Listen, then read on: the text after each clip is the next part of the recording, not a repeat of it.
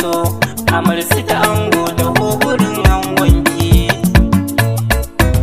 Amarya ki maza gurin masoyinki, amarsu ta ango ki kalli mai sanki, amarsu ta ango rike masoyinki. Kin ga angonki a yanzu ya zamo naki, ya tsallake kowa ya ce yana sanki, ya ce zai share ruwan idanunki, sai ki ringa biyayya kwarai gurin angonki, kar ki kosa a gurin da rairayar angonki.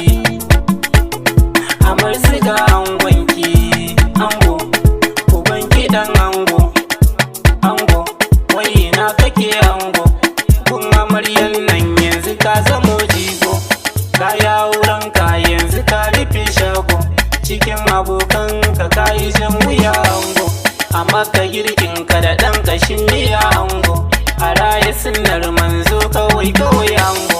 Ana nan wata ran ku sama bebi, ka zama uba ita kuma sai ta zama mai